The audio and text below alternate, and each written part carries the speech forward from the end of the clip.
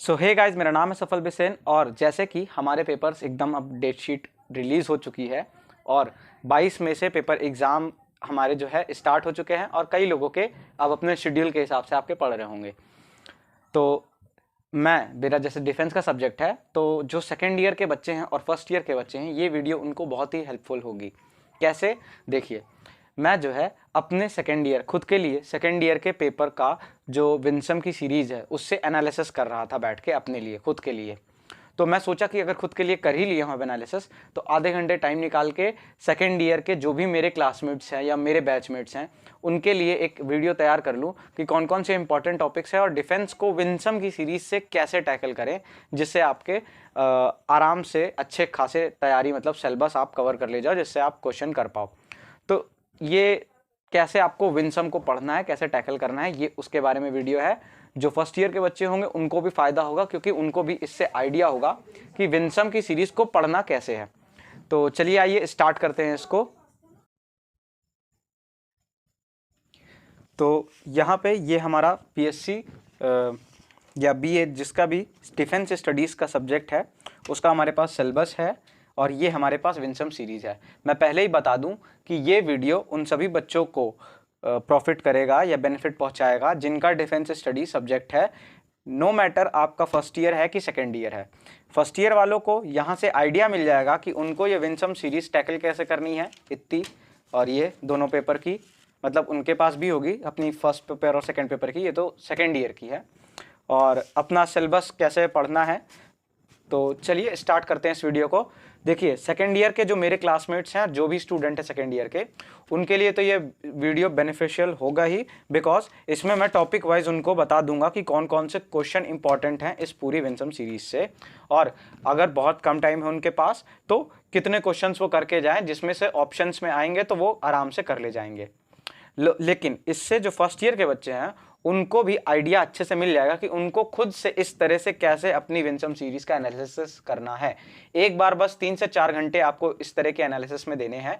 मैं सही बता रहा हूं, 2 घंटा सिर्फ आपको लगेगा इस तरह के एनालिसिस में, 2 घंटा देना है और इससे एटलीस्ट आपकी 30 घंटे की मेहनत बचेगी।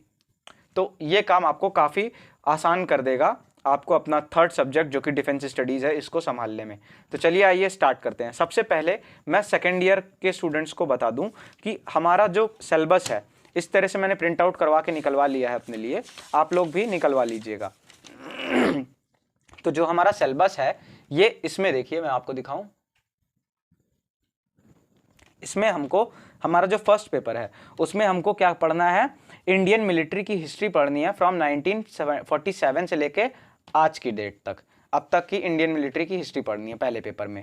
और जो हमारा सेकंड पेपर है उसमें हमको क्या पढ़ना रहता है, सेकंड पेपर हमारा होता है उसमें हमको पढ़ना होता है world art of war since 1786 से अभी तक की जो हमारे युद्ध की कला है ना, जो वर्ल्ड में वॉर हुई हैं उसमें जो युद्ध की कलाएं हैं उनको पढ़ना है। यानी कि कह सकते हैं आप एक तरह से वर्ल्ड के में जो भी युद्ध हुए हैं उनके बारे में पढ़ना है। अब वर्ल्ड में तो आप कह सकते हो बहुत ढेर सारे युद्ध होंगे, तो वर्ल्ड युद्ध मतलब कि जो भी इंटरनेशनल लेवल पे कई देश जिसमें मिल के हम लोग लड़े हों उन सारे युद्ध को पढ़ना है। जैसे वर्ल्ड वॉर 1 हो गया, वर्ल्ड वॉर 2 हो गया, तो ये किसी मतलब होते तो मेनली 2 ही कंट्रीज के बीच थे, लेकिन इनमें कई कंट्रीज इन्वॉल्व होती थी, इसलिए इसको कहा जाता था वर्ल्ड वॉर। तो इसीलिए यहाँ पे ये उन्हीं तरह की वॉर्स के बारे में पढ़ना है जो कि 1786 के बाद से हुई हैं। तो चलिए आइए यहाँ पे स्टार्ट करते हैं समझना। इसमें देखिए, आपको बता दूं, सिंपल आप पढ़ेंगे इसको तो आपको आराम से समझ में आ जाएगा कि पहली यूनिट है इसमें इंडिया की पार्टीशन की बात कर रहा है, और फिर मिलिट्री ऑपरेशंस कश्मीर डिस्प्यूट्स की बात कर रहा है, जो military operation with special reference with the battle of Zoji La, तो बैटल ऑफ जोजिला जो हुई थी उसकी मिलिट्री ऑपरेशंस की बात कर रहा है। फिर रोल ऑफ एयरफोर्स की बात कर रहा है। तो यहाँ पे लिखा है मैंने नॉट दैट मच इंपॉर्टेंट, लेकिन इसका मतलब ये नहीं कि आपके सिलेबस में नहीं है, आपके सिलेबस ये पूरा आपका सिलेबस है इस साल का 2022 से 23 के सत्र का। तो सारे टॉपिक्स आ रहे हैं, क्रॉस लगा इसका मतलब ये नहीं कि ये आ नहीं रहा, ये आएगा, ठीक। ऐसे ही फिर ये सुनो इंडिया कन्फ्लिक्ट है, मतलब इंडो चाइना और इंडिया पाकिस्तान, यानी इंडियन मिलिट्री की हिस्ट्री है 1947 से, तो ये सब है। अब देखिए, सबसे पहले हम स्टार्ट करते हैं पेपर 1 को। पेपर 1 के लिए हम देखें तो देखिए, सबसे पहला क्वेश्चन जो इसमें अगर हम देखते हैं अपनी विंसम में, तो पेज नंबर 1 पे पहला क्वेश्चन। अब आप यहाँ से इसको पहले आप इसका एक स्क्रीनशॉट अगर आप चाहें तो ले सकते हैं। ये मैं फोकस कर दे रहा हूं, अगर आप चाहें तो इसका स्क्रीनशॉट आप ले लें, ये लीजिए। ठीक है, तो टोटल विंसम में अगर आप काउंट करेंगे तो यूनिट 1 में देखिए क्वेश्चन नंबर 1, फिर क्वेश्चन नंबर 2, फिर इस तरह से आपका यूनिट 2 शुरू होगा, यानी यूनिट 1 में आपके केवल 4 क्वेश्चंस हैं, केवल 4 क्वेश्चन तैयार करना है यूनिट 1 में, यानी यूनिट 1 4 क्वेश्चन को तैयार कर लिए तो आपका पूरा तैयार। इसी तरह से यूनिट 2 में भी आप अगर देखोगे तो यूनिट 3 यहां से स्टार्ट हुई और ये क्वेश्चन नंबर 6, तो जो है इसमें क्या है आपके टोटल 6 क्वेश्चन हैं। तो पहले यूनिट में 4 क्वेश्चन हो गए, दूसरी यूनिट में 6 क्वेश्चन हो गए।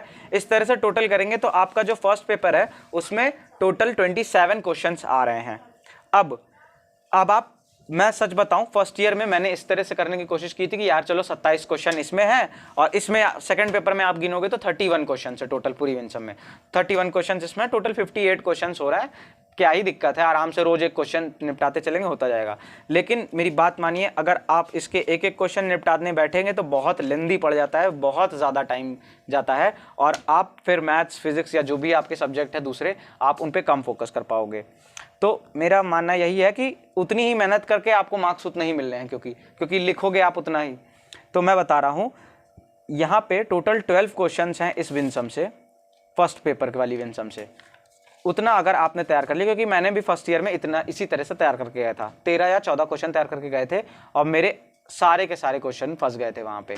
तो इसी तरह से इंपॉर्टेंट आपको टिक करना होता है। अब ये मैं कैसे बता रहा हूँ आपको, अब देखिए, ये मैंने पूरा एनालिसिस इसमें करके रखा है। क्वेश्चन नंबर 1 जो है आपका, ये आपका 8 टाइम्स रिपीट हुआ है। पेज नंबर 1 पे क्वेश्चन नंबर 1 जो है यूनिट 1 का, वो आपका 8 टाइम रिपीट हुआ है। फिर पेज नंबर 3 पे जो क्वेश्चन नंबर 2 है, वो आपका टोटल 15 टाइम्स रिपीट हुआ है आपके प्रीवियस ईयर में। तो क्वेश्चन नंबर 2 बहुत इंपॉर्टेंट है। फिर इसी तरह से क्वेश्चन नंबर 3 7 टाइम्स रिपीट हुआ है।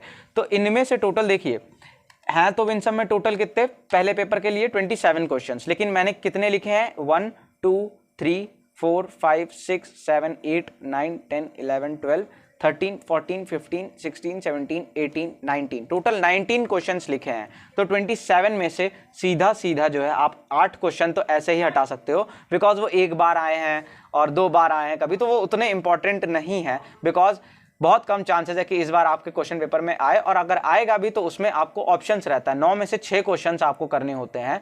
तो ये मतलब ऑप्शंस रहता है, आप छोड़ के दूसरा कर सकते हो। तो इस तरह से आप आराम से टैकल कर सकते हो।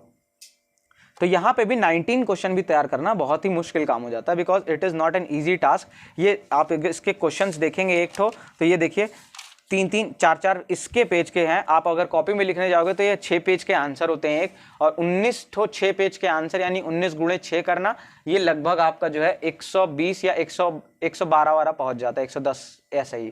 तो 110 पेजेस याद करना डिफेंस के लिए मुझे नहीं लगता कि इतना कोई मेहनत करेगा।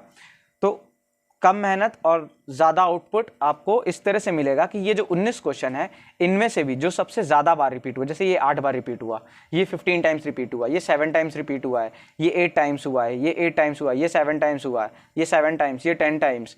तो मैंने देखा कि कौन से question come number of times repeat हुए हैं।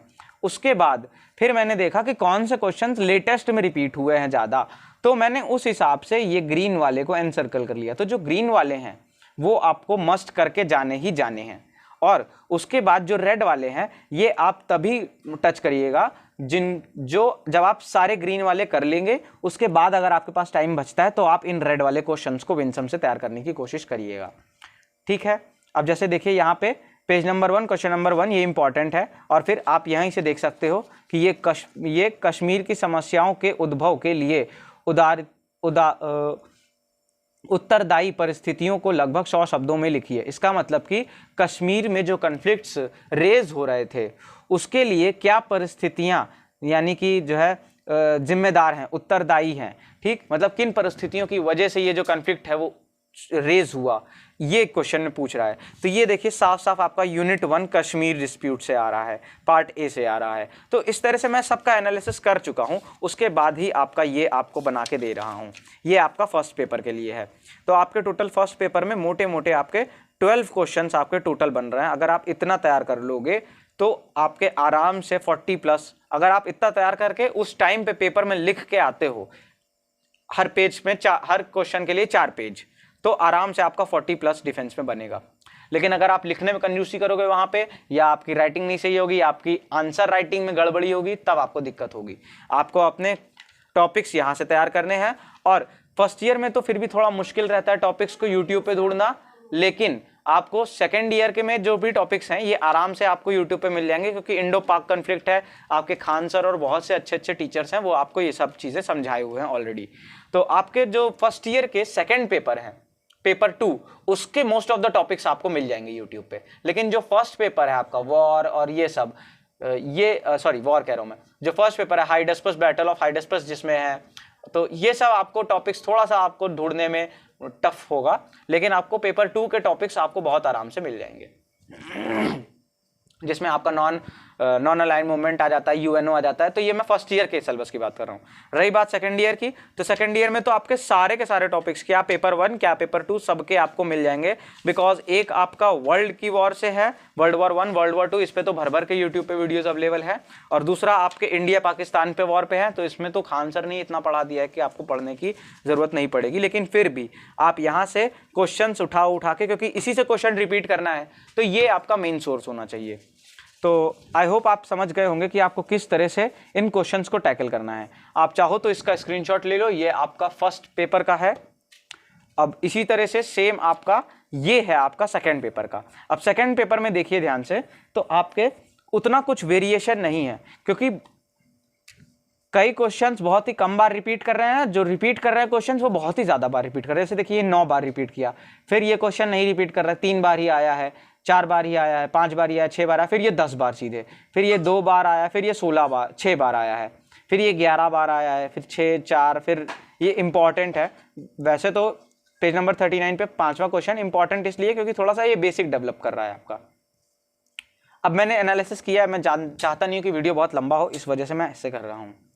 तो यही पे मैंने कहा है कि फर्स्ट कवर दीज 8 क्वेश्चन, जिनको मैंने ग्रीन पेन से ये सर्कल किया है। पहले इन 8 क्वेश्चंस को हमको रट लेना है, और उसके बाद अगर मेरे पास टाइम बचता है डिफेंस तैयार करने का, तब फिर मैं बाकी के, जैसे ये क्वेश्चन नंबर 13 हो गया, कुछ मतलब ये 6 बार रिपीट हुआ है, क्योंकि ब्रैकेट में जो भी मैंने लिखा है वो इसका मतलब कि 6 बार रिपीट हुआ है एग्जाम में, तो ये 6 बार वाले मैं तैयार करूंगा, ये 5 बार वाले मैं तैयार करूंगा। ठीक, तो इन सारे क्वेश्चंस को मैं प्रिपेयर करूंगा। ये 6 बार वाला है तो इसको प्रिपेयर करूंगा। जो कम रिपीट हुए हैं उनको कम प्रिपेयर करूंगा, बिकॉज 2004 से सिर्फ ये 3 बार रिपीट हुए हैं। लेकिन 2004 से जो 16 बार रिपीट हुआ है, जो 10 बार रिपीट हुआ है, जो 11 बार रिपीट हुआ है, उस टॉपिक को साथ ही साथ उस क्वेश्चन को भी मैं बहुत अच्छे से करके जाऊंगा, क्योंकि मैं जानता हूं कि अगर सेम टू सेम वो क्वेश्चन नहीं फंसा तो उस टॉपिक से जरूर क्वेश्चन फंसना है। तो इस तरह से आपको एनालिसिस करना है। अगर आप चाहते हो तो इसका भी स्क्रीनशॉट लेके आराम से लिख लो। इसको मैं थोड़ा सा जूम कर दे रहा हूं। सो आई होप आपको इससे हेल्प मिली होगी, एटलीस्ट समझ में आया होगा थोड़ा कि विंसम को कैसे टैकल करना है।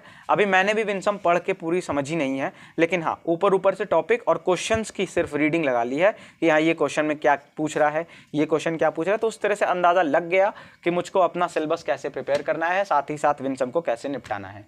सो आई होप आपको भी ये वीडियो हेल्पफुल लगा होगा, बोथ फर्स्ट ईयर और सेकेंड ईयर दोनों के स्टूडेंट्स के लिए। तो चलिए तब तक के लिए मिलते हैं नेक्स्ट वीडियो में। पढ़ाई करते रहिए। All the very best.